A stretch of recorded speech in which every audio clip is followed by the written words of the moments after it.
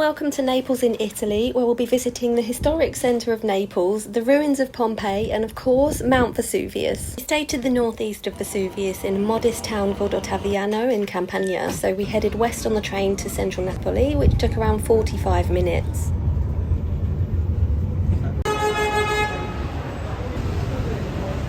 Once we arrived, we continued heading west towards Castel Nuovo and the Galleria Umberto. We stopped for pizza and coffee along the way, checked out the Venus of Rags, and Theo and I headed to Sephora.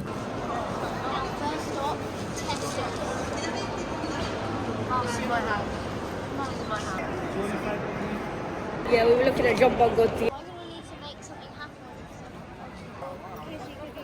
We found Naples to be an incredibly walkable city as we were mooching around, although in high season it gets incredibly busy. But I loved walking along all the little side streets with random cafes and small businesses.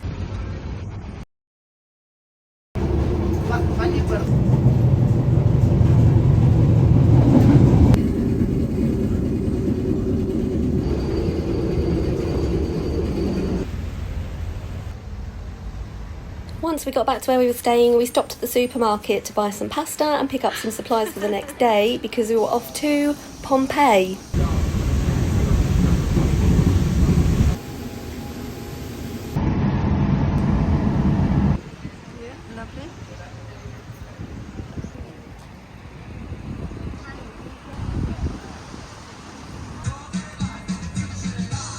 Pompeii is very pretty and has plenty of hotels, restaurants and little shops, including a McDonald's, which unfortunately was a hit with the children.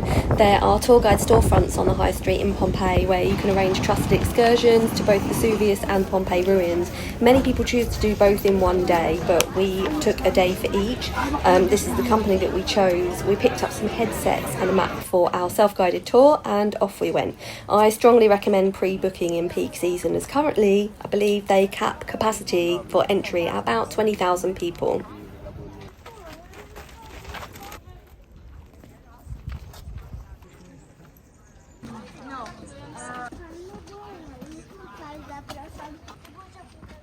I think this might be a house.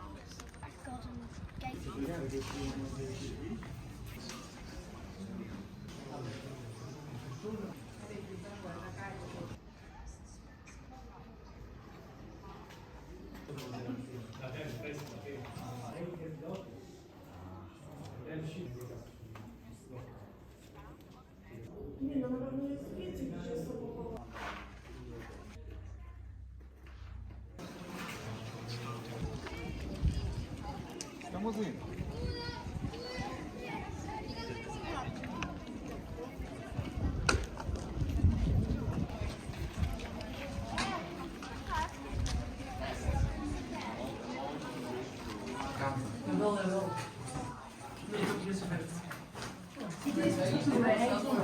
Now this segment of the vlog does include plaster casts of some of the victims of the Vesuvius eruption which took place in 79 AD. The grim truth about these bodies, as they are so well known as, is that they are in fact plaster casts of the spaces that their bodies left behind after the eruption as the bodies decomposed.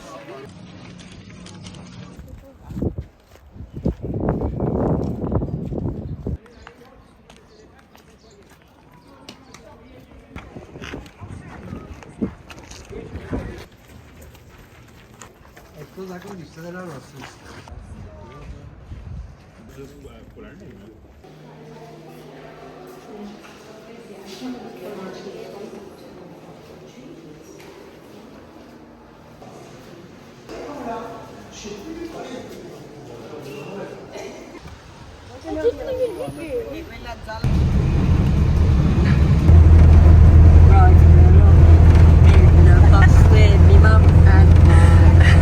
So we headed back to Pompeii where we met our tour group and bus driver for our Vesuvius adventure. picture. The bus took about 35 minutes from leaving Pompeii to get to the top of Vesuvius. We did get off the bus and hike the final kilometre. It doesn't go all the way up to the crater. If you're wondering if your kids can manage this hike, they absolutely can. My youngest son was 9 and he did really well. I think it took us about 15-20 minutes as we stopped for photos along the way. Once we got to the crater, it was deep, ominous and stunning. Although it's dormant, it is in fact an active volcano still, and that does definitely cross your mind once you're up there, especially when you see the emissions of volcanic gases like we did. It's actually a fairly common sight to see.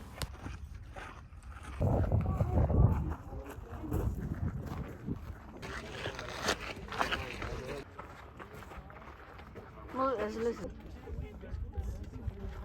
You see it? Lizard.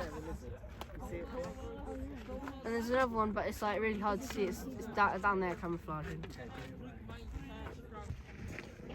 As you walk around, it becomes clear that you actually end up walking around about half of the crater, and once you get as far as you can go, you will find a gift shop where they sell wine and souvenirs. So we did enjoy some wine before we headed back to the bus. Now, climbing back down to the bus, the gravelly, ashy surface was actually quite slippery on a very dry day, so I do recommend proper hiking shoes. My trainers were not great for this at all.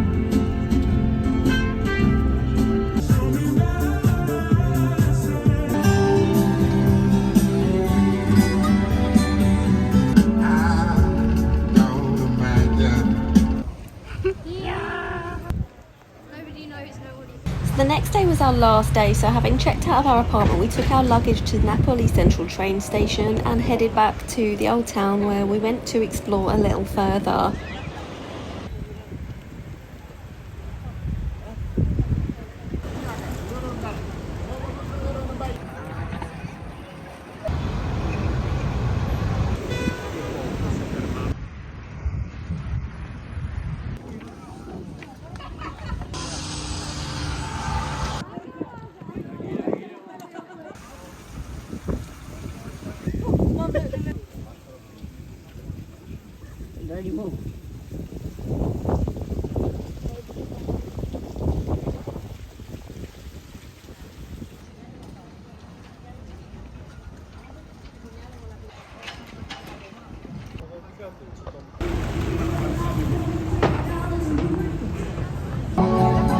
Tutta la vita sembra solo un sarò.